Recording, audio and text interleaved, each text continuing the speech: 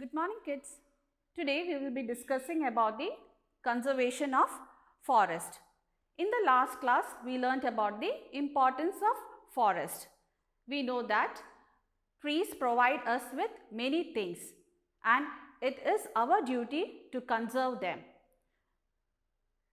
All around the world the trees are being cut down for farming, for building houses, for roads and bridges. This cutting down of trees are known as deforestation, and the process of sowing seed or plants in an area where there are no trees to create forest is known as afforestation. Now, it is very important to conserve forest because first one is, we all know that the roots of the tree absorb water.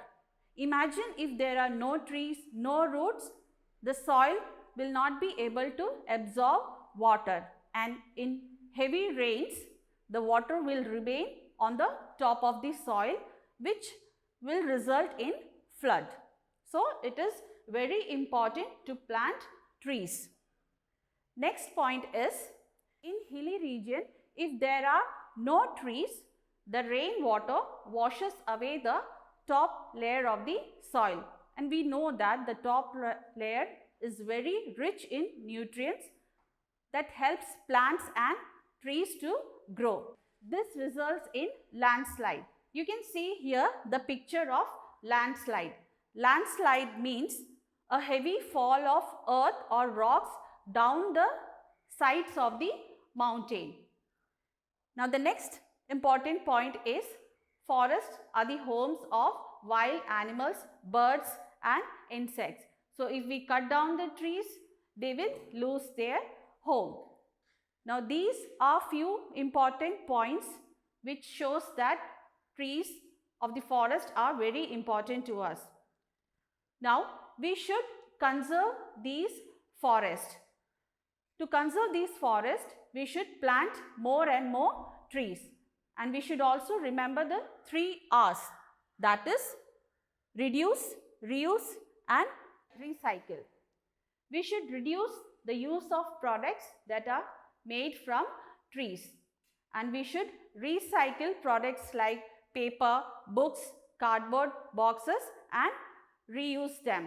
So, this way we can conserve forest. Next, we will discuss about the wildlife in India. Now, what is wildlife?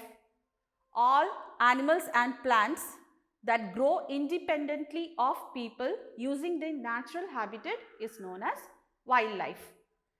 In India, that is in the northeastern region, we can find animals such as elephants, rhinos, tigers, deer and so on. And animals like leopards, tigers, bear, wild boars, wild buffaloes live in deciduous forest. So, we have already learnt about the deciduous forest. These forests are less dense as compared to the evergreen forest. And then we can find large varieties of fishes, water birds and reptiles in our India's lake and rivers. This is the picture of Asiatic lion. We can find them in Gir forest in Gujarat.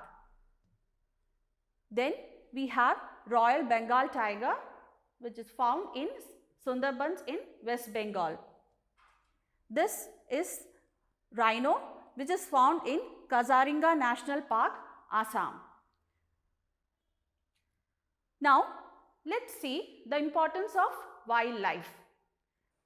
These wildlife maintain balance of nature through regulation of population of different species and food chain. Next one is gene bank.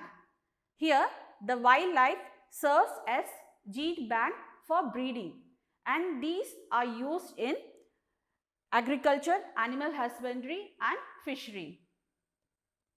Next importance of wildlife is plant propagation. The pollination of certain plants are done by wild animals like birds, insects and so on. Next point is cleaning of environment. So the scavengers and decomposers, wild animals like eagle, vulture, jackal, all feed upon these dead animals and they convert them into important nutrients. So they do a very important work of cleaning the environment. Next one is experimental animals. Few animals like monkey, rabbits, guinea pigs, rats are used for performing experiments.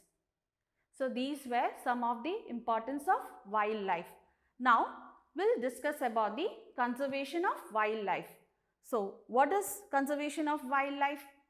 It is a practice of protecting plant and animal species and their habitat. Habitat means the place where they live. Now we all know that cutting down of trees results in the destroying of natural habitat of animals, and human beings hunt and kill these animals for skin, fur, thorn and tusk. As a result, many animals have extinct. So extinct means an animal or plant that is no longer in existence. And due to this process, there are some animals whose numbers have reduced and they might soon disappear from the earth. So these species are known as endangered species. In order to protect these wildlife, our government has declared some areas as protected areas. These are known as the national parks or sanctuaries.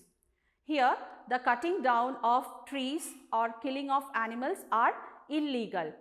And some of the well-known national park and sanctuaries are Cobalt National Park in Uttarakhand, Jaldapara National Park in West Bengal, Periyar National Park and tiger reserves in Kerala and Sariska in Rajasthan. So this was about the conservation of wildlife. Now there is an activity for you. You have to find out any one scheme or program initiated by the government for wildlife protection in India, and you have to submit it in Microsoft Teams. That's all for today. We'll meet in the next class. Thank you.